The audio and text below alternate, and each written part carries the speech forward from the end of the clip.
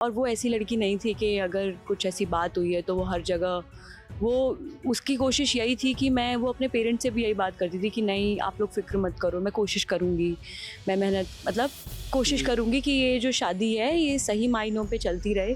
पर ऐसा शायद उनकी सास को भी मंजूर नहीं था और पति को तो आप लोग जानते ही हैं, अगर वो इतने सही होते तो इन्वेस्टिगेशन का पार्ट नहीं बनते। कौन अपनी बीवी को हॉस्पिटल में छोड़ के चले जाता है? वो तो भाग गए थे तभी वहाँ से। तो इस सवाल का जवाब तो पूरी मीडिया भी देख ही रही है, बाकी सब लोग भी जान ही रहे हैं। तुम 7 दिन से यहाँ अपने जूते घिसा रहे हैं, हम बाहर के लोग हैं सर, वो लोग यहीं के लोकल हैं, हम बाहर से आके यहाँ लड़ रहे हैं। तो बस यही कर सकते हैं कि हो गया है इस शहर से, जो यहाँ हो सकता था मैक्सिमम हो चुका है, अब हमें यहाँ से कोई उम्मीद नहीं है।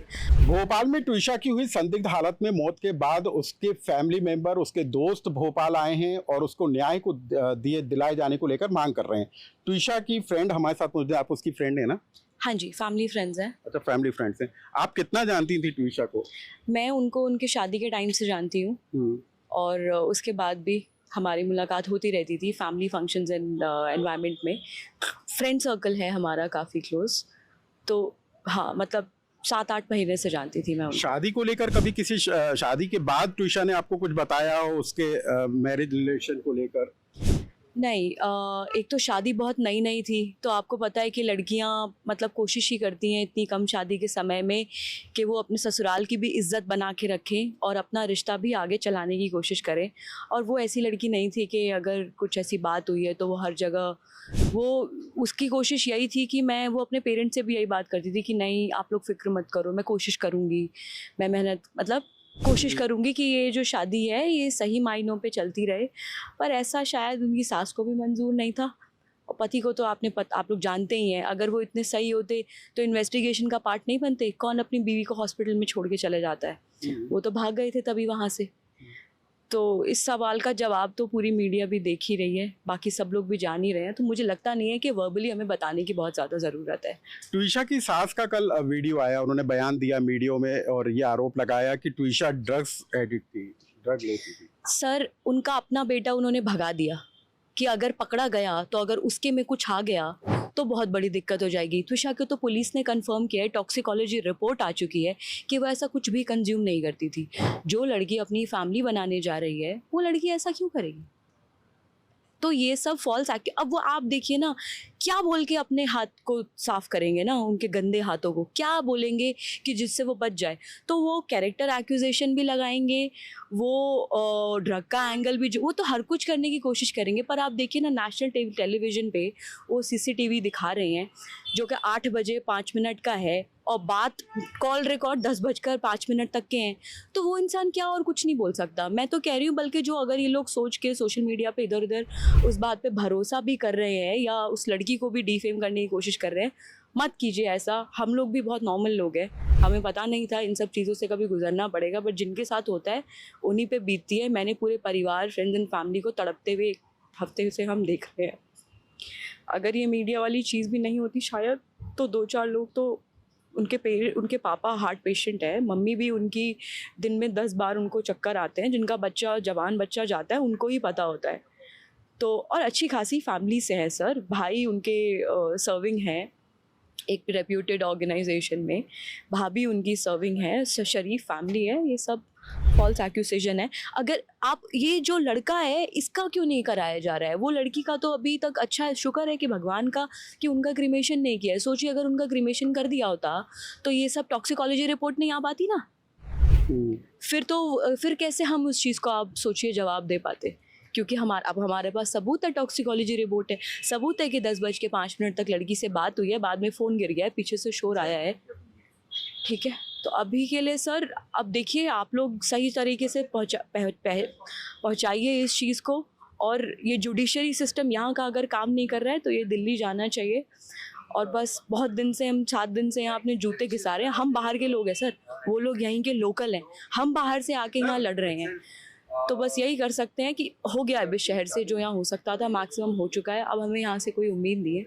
हम बस ये चाहते हैं कि उसका दूसरा पोस्टमार्टम किया जाए ताकि हम उसको इज्जत से बाद में क्रिमेट कर सकें। फ़ोन दे दें।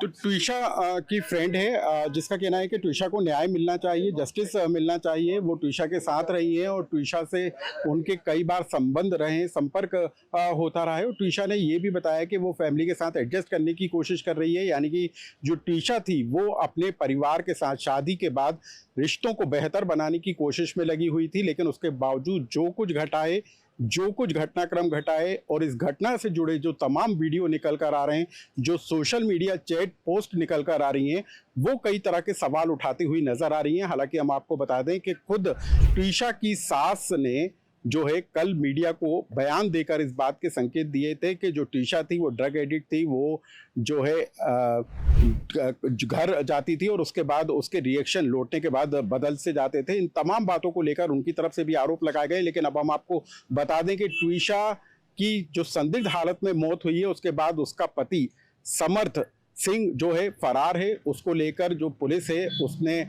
रिपोर्ट दर्ज की है और कोर्ट ने उनकी अग्रिम जमानत को खारिज कर दिया है और पुलिस ने 10,000 रुपए का इनाम भी घोषित किया है। अब आप सुन लीजिए कि भोपाल पुलिस ने समर्थ सिंह के फरार होने को लेकर क्या कुछ कहा है, कि कितनी जांच टीमें बनाई हैं और किस तरीके से पुलिस समर्थ सिंह की तलाश कर रही है।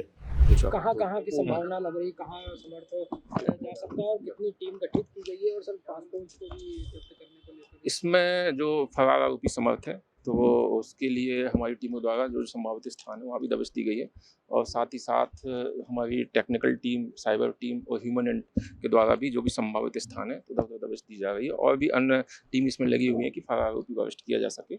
और प्रकरण की गंभीरता को देखते हुए उसमें डीसीपी जोन 2 महोदय द्वारा 10,000 का इनाम भी घोषित कराया गया है और पासपोर्ट कार्यालय को भी संबंध पत्राचार किया गया है ताकि उसके भागने की संभावनाओं को रोका जा सके।